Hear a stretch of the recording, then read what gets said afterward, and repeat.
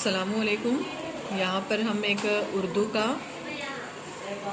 तालीमी वसाइल बनाए हैं जिसकी मदद से हम जमात में बच्चों को 2 हरफी, 3 हरफी, 4 हरफी और 5 हरफी अल्फाज की फरमाइश अच्छी तरीके से कर सकते हैं। जिसमें हमने यहाँ पर गेंद लिए हुए हैं और गेंद को यहाँ पर एक डोर में पुराए है और इस गेंद के ऊपर यहाँ पर हम हर्फ लिखे हुए हैं। आपको दिखाई दे रहा है यहाँ पर कुछ हर्फ लिखे हुए हैं, यहाँ पर तोए हैं, अलिफ है, वाव है। तो इसका मतलब ये होता है कि जो हर्फ को जो लफ्ज़ बनेगा उसमें से कौन सा हर्फ कौन से हर्फ में जुड़ेगा, तो इससे जल्दी फहमाइश हो जाती है। जैसे कि यहाँ पर आपको दिखाई दे रहा होगा, यहाँ पर ये है बो है और ये सो है। तो इसका मतलब ये है कि इन दोनों को मिलाकर पढ़ना है। तो इसके लिए यहाँ पर बो सो बस इस तरीके से यहाँ पे करीब में लाना है इसको, बो सो बस, इसको पढ़ेंगे बो सो बस। वैसे हम इसको और पलटा दें यहाँ पर, तो यहाँ पर ये अलिफ मदा का हर्फ है और ये जीम का हर्फ है। तो इसको यहाँ पर हम पढ़ेंगे ओ मदा आगे जो आज।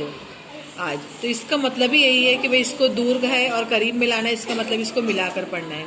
तो वैसे यहाँ पर हम लेंगे 3 हरफी एक लफ्ज़ ले लेंगे। यहाँ पर देखिए, यहाँ पर ये शो है, ये वो है और यहाँ पर ये रो है। तो इसमें अभी यहाँ पर ये शो को अलग रखना है और शो में वो को मिलाना है। शो में वो को मिलाएंगे तो पढ़ेंगे यहाँ पे शो वो शो, और यहाँ पर बच्चे यहाँ पर अलग करके पढ़ता है शो वो शो और आगे रो, शो वो शो आगे रो। तो ये डालने का मतलब ही यही है कि इसको बच्चा हिला डुला कर, अभी यहाँ पढ़ेंगे यहाँ पर शो वो रोवर, शावर तो नहीं पढ़ सकते, इसके लिए बच्चा इसमें मिलाएगा शीन में वाव को, शो वो शो आगे रो शोर।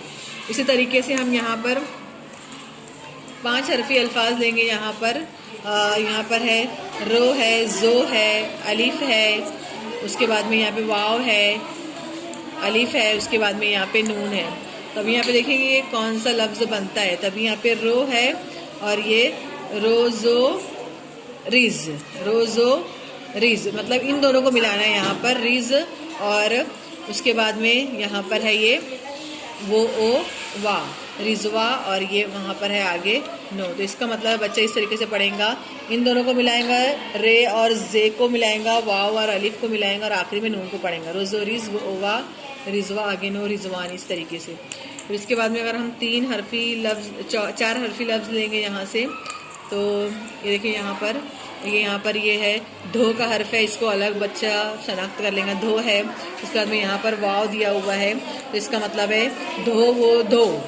यहाँ पर उसके बाद में यहाँ पर लेंगे बो, और उसके बाद में यहाँ पर है बो के बाद में यहाँ पर है छोटी ये, तो पढ़ेगा बच्चा धो वो दो।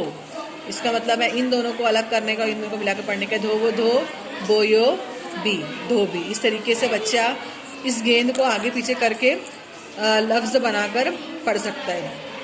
अभी यहाँ पर है फो, उसके बाद में यहाँ पर है को, और उसके बाद में यहाँ पर है यो, और ये एक हर्फ है यहाँ पर रो। तो अब बच्चा इसमें हिज्जे लगाने में मुश्किल करता है, इसके लिए यहाँ पे इसको फो को अलग करना है और कोयो की फ़की, और उसके बाद में यहाँ पर आगे रो। तो इस तरीके से हम इस वसाइल के ज़रिए हम जल्दी से बच्चों को आसानी से अपने पास बुलाकर कौन से हर्फ को अलग पढ़ना है और कौन से हर्फों को मिलाना है और किस तरीके से लफ्ज़ बनेगा, इसकी फहमाइश हम आसानी से कर सकते हैं।